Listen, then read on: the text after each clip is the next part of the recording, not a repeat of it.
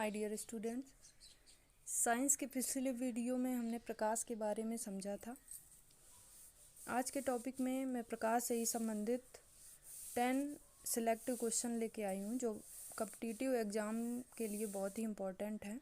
तो उनमें से पहला क्वेश्चन है, प्रकाश तरंग किस प्रकार की तरंग है?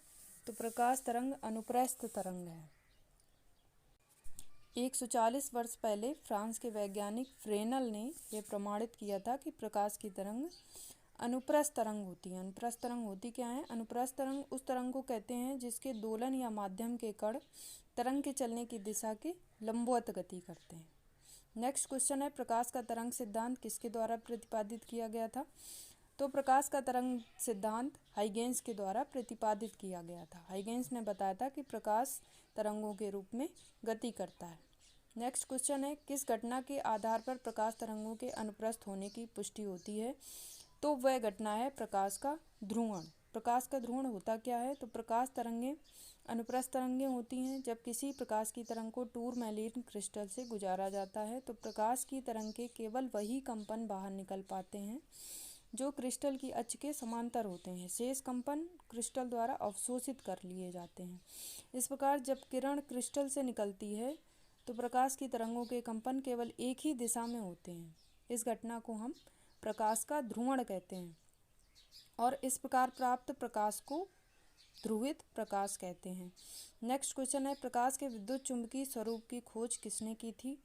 तो प्रकाश के विद्युत चुंबकीय स्वरूप की खोज मैक्सवेल ने की थी। मैक्सवेल ने बताया था कि प्रकाश विद्युत चुंबकीय तरंगों के रूप में गति करता है। नेक्स्ट क्वेश्चन है, किसने सर्वप्रथम यह दिखलाया था कि प्रकाश तरंगों का विवर्तन होता है? तो ग्रेमाल्डी ने सर्वप्रथम दिखलाया था कि प्रकाश तरंगों का विवर्तन होता है। विवर्तन से आप क्या समझते हैं? तो जब विवर्तन होता क्या है, जब प्रकाश किरण के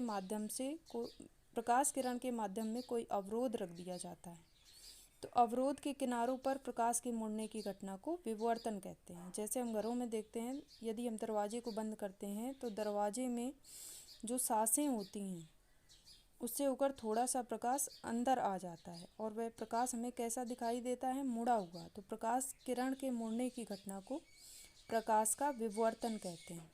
नेक्स्ट क्वेश्चन है, प्रकाश विद्युत प्रभाव का प्रतिपादन किसने किया था? तो प्रकाश विद्युत प्रभाव का प्रतिपादन किया था आइंस्टीन ने। इन्होंने बताया था कि प्रकाश किरणें जब किसी धातु के पृष्ठ पर गिरती हैं तो धातु के पृष्ठ से इलेक्ट्रॉनों को उत्सर्जन होता है। यह घटना प्रकाश विद्युत प्रभाव कहलाती है।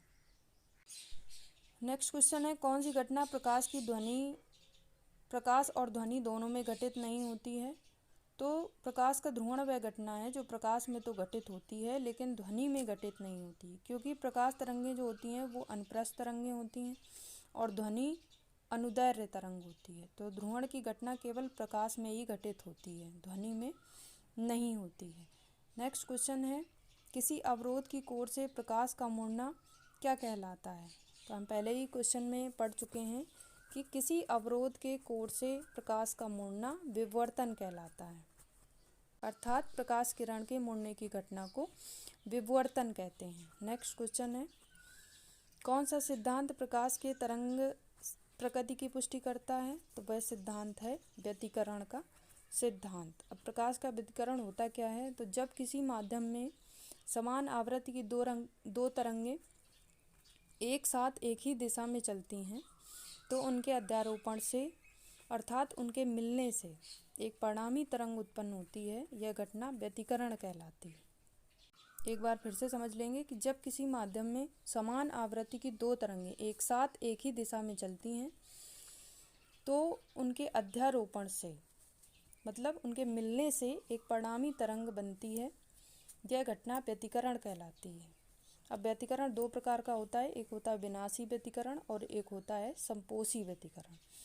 तो वे बिंदु जहाँ पर दोनों तरंगों की परिणामी तीव्रता शून्य होती है विनाशी व्यतिकरण होता है, और जिन बिंदुओं पर दोनों तरंगों की परिणामी तीव्रता अधिकतम होती है वहाँ पर संपोषी व्यतिकरण होता है।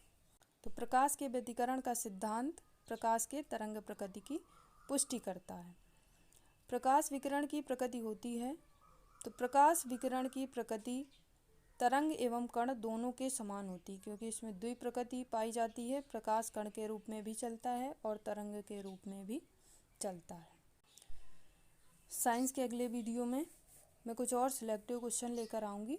तब तक के लिए धन्यवाद।